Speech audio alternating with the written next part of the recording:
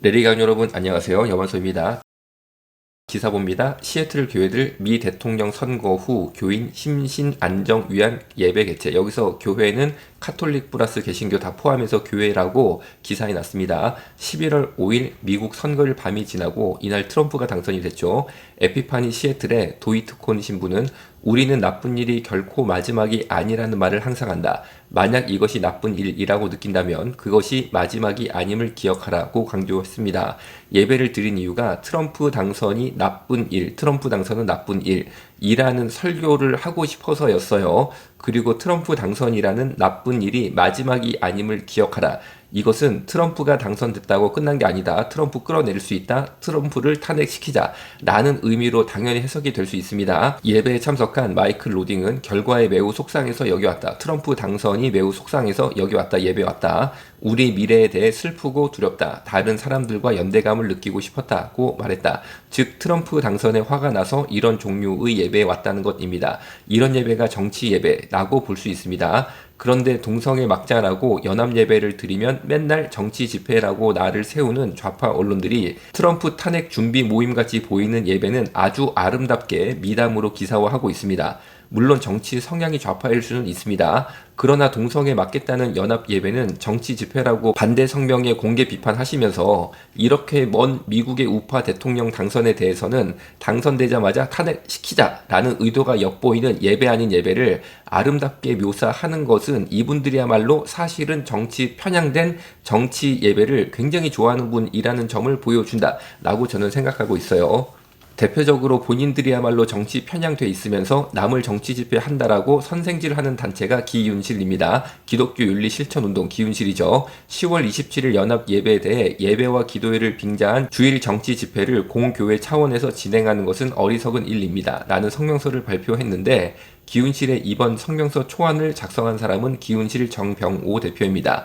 기훈실 정병오 대표는 공립대안학교 오디세이 학교 교장을 역임하였던 오디세이 학교 현재도 선생님입니다. 오디세이 학교는 좌파 교육감인 조희연 교육감의 파격 실험으로 불린 학교입니다. 당시 조희연 교육감이 직접 오디세이 학교 설립에 대해 발표하였습니다.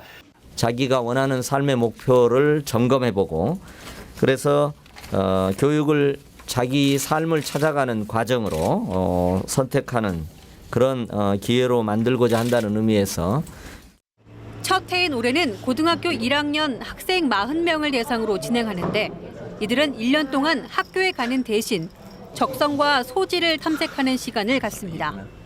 조희연표 오디세이 학교 재선용 치적쌓기. 당시 오디세이 학교가 좌파 교육감 조희연의 재선용 치적쌓기라는 비판이 이렇습니다. 조희연 교육감이 좌파 교육감 한 번 더 하려고 재선하려고 치적쌓기로 오디세이 학교를 한 것이다 라는 비판이 있었다라는 말이죠. 오디세이 학교는 인문고 1학년에 적을 둔 상태에서 1년간 위탁을 받아 다양한 배움을 통해 자기 삶과 미래를 탐색하는 과정을 거치고 원적교, 원래 내 적이 있는 학교 있죠. 고등학교. 거기 2학년으로 다시 갑니다. 2학년으로 진학하는 체제를 갖추고 있어요.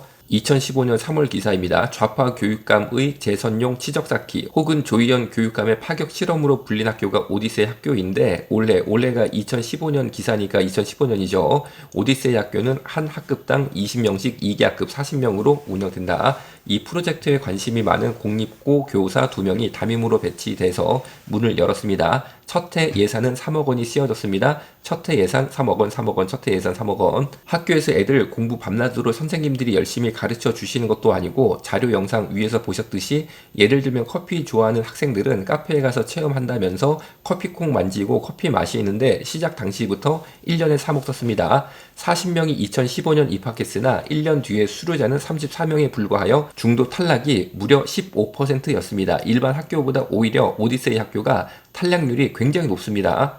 2015년 시작 당시 예산 3억이면 한 학생당 1년에 약 900만 원 국민 세금이 나갔습니다. 소위 가고 싶은데 가서 놀다 오는데 학생 한 명당 1년에 2015년 900만 원을 국민 세금으로 쓰는 학교였고 그나마 이 학교 다니다가 마음이 안 들어 퇴학하는 예가 무려 15%였습니다. 커피 좋아하면 부모님 돈으로 카페 보내서 커피 사 먹고 커피콩 만지고 오게 하면 될 것 같은데 꼭 국민 세금으로 커피집 다녀오겠다는 것이 제 입장에서 좀 답답해요.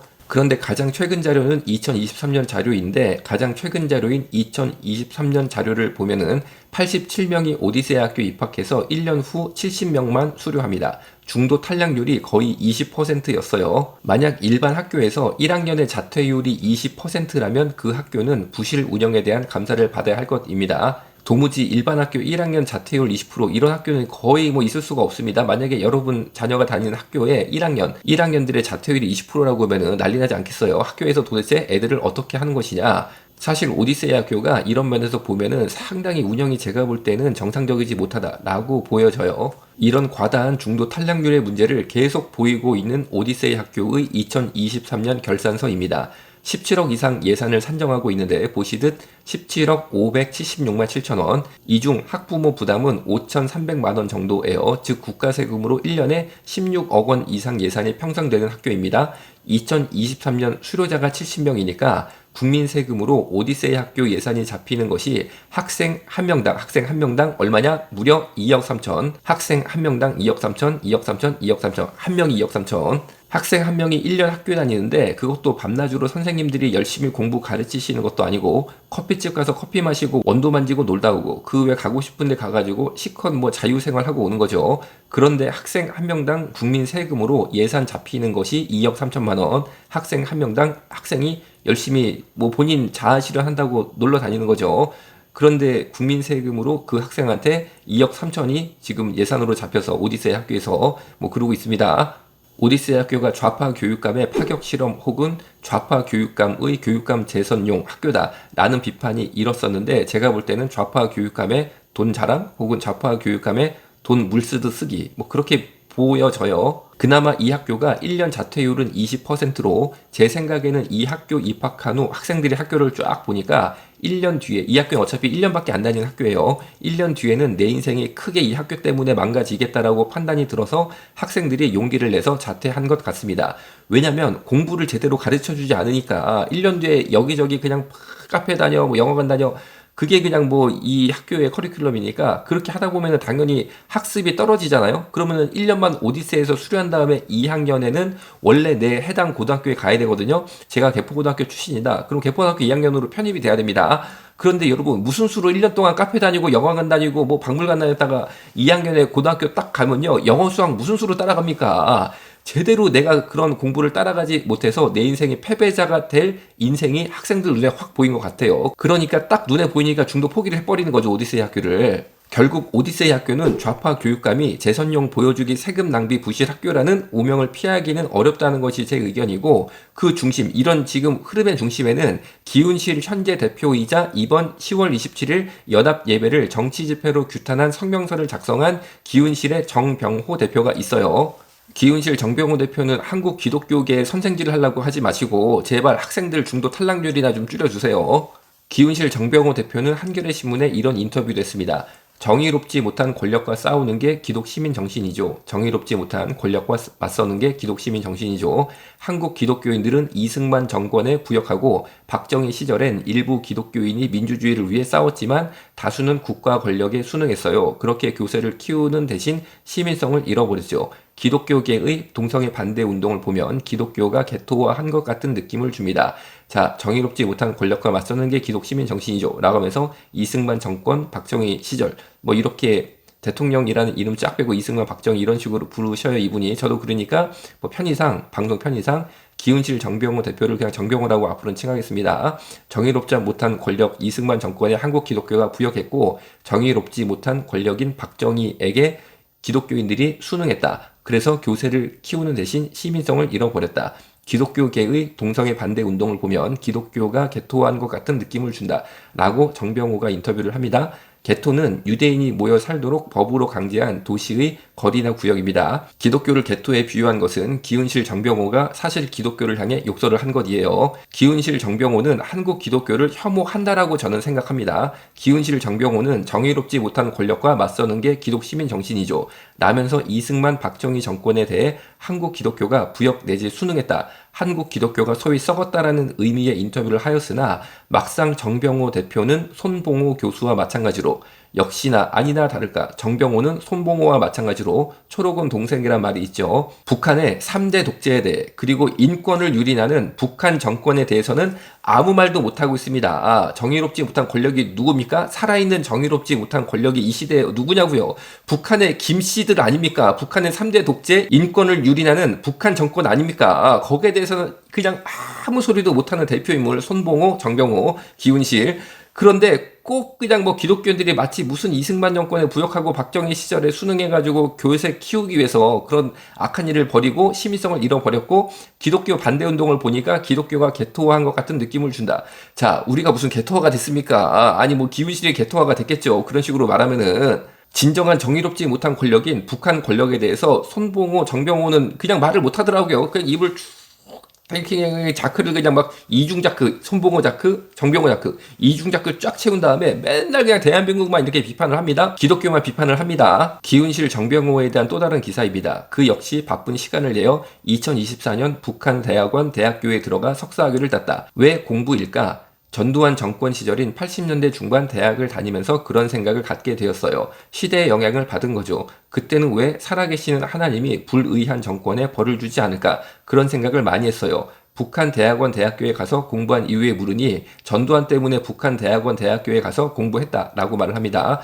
왜 살아계시는 하나님이 불의한 정권 전두환에게 벌을 주지 않을까 그런 생각 많이 했다. 뭐 그런 이유예요. 제발 기훈실, 정병호, 손봉호는 살아있는 불의한 정권인 북한 김씨 왕조에 대해 하나님의 벌을 주자라는 말을 똑바로 하시길 바랍니다. 그리고 제가 볼 때는 본인이 북한이 좋아서 북한 공부한 것 같은데 굳이 전두환 탓을 왜 하는지 모르겠어요. 기훈실 기사입니다. 기훈실 대표 정병호는 박근혜 전 대통령 파면으로 조기 대선이 현실화됨에 따라 가짜 뉴스의 진실을 밝히는 기독교 팩트체크 운동을 벌이기로 했다. 목사의 설교 등에서 선거법 위반 사례는 없는지 신고센터를 운영해 감시한다라고 밝혔습니다. 박근혜 대통령이 탄핵되자 때는 이때다 싶었는지 기훈실이 대선 판국에 제대로 뛰어들었고 그 중심에 정병호가 있었습니다. 그리고 기훈실과 정병호는 목사님 설교를 감시하기 시작했어요. 목사님 설교 감시, 신고센터 운영해서 감시, 아주 뭐 센터까지 신고센터, 그래가지고 목사님 설교 감시한다라고 기사까지 내고 목사님들의 설교를 감시하기 시작했습니다. 그리고 기독교 팩트체크 운동이라는 기괴한 일을 벌였습니다. 기훈실이 벌인 기독교 팩트체크 운동이 기괴하다는 점을 보여주는 영상입니다. 굳이 제목을 붙이자면 고교생에게 팩트체크 당한 기훈실입니다. 고등학교 2학년 박예린입니다. 며칠 전 이 연합예배에 반대 성명을 낸 기훈실 관계자의 인터뷰 기사를 봤습니다. 전 깜짝 놀랐습니다. 현행 교과서나 학교에서 동성애를 가르치지 않는다고 뻔뻔하게 거짓말을 했기 때문입니다. 이미 학교에서는 젠더 이데올로기를 계속 가르쳐주고 있습니다. 그래서 제 또래들은 동성애를 거리낌 없이 받아들이고 있습니다. 실제로 학교에서 당당하게 커밍아웃한 동성 커플 친구는 이렇게 말합니다. 동성이나 이성이나 서로 끌리는 감정은 똑같은데 하나는 우정이고 하나는 사랑이라고 하는 것은 틀렸다고요. 다른 친구들은 그 말에 엄청난 깨달음을 얻었다며 동요했습니다. 자, 이제 말씀을 마치겠습니다. 여러분, 우리가 10월 27일 연합예배 왜 참석했습니까? 자, 먼저 정병호 씨 그리고 손병호 씨 한번 10월 27일 연합예배 조직위원회에 제 이름 있나 보세요. 순서에 제 이름 저 끝에 머리라도 있나 보세요. 전혀 저 순서도 안 맡았고 조직위원회도 안 들어갔어요. 제가 쉽게 말하면 12.7 예배를 통해서 영광 받는다든지 이익 받는 게 전혀 없습니다. 전혀 없어요. 전혀 없어요. 그런데 오늘 이 영상을 왜 만들었겠어요? 10월 27일 연합예배를 왜 드렸습니까? 건강보험공단에서 동성 커플을 피부양자 인정을 하니까 여기서 조금 더 나가면은 동성혼 합법화까지 가잖아요. 그러니까 동성혼까지 가면 안 되니까 우리가 정말 막 어쩔 수 없으니까 절벽에 몰렸으니까 나갈 수밖에 없었던 거예요. 그런데 여기에 대해서 손가락질하고 무슨 정치 집회다. 아니 그러면 기독교 윤리가 동성혼을 인정하는 거예요? 당신들은? 당신들이 기독교 윤리란 말을 붙여도 되는 거예요? 당신들이 하는 행동이 결국 동성혼으로 가게끔 물꼬를 만들어주고 있잖아요. 북한학까지 공부한 기훈실의 정병호 씨는 전공을 살려서 제발 북한 가서 사시기를 강력히 권면드리고 손봉호 씨까지 같이 가시길 강력히 권면드립니다.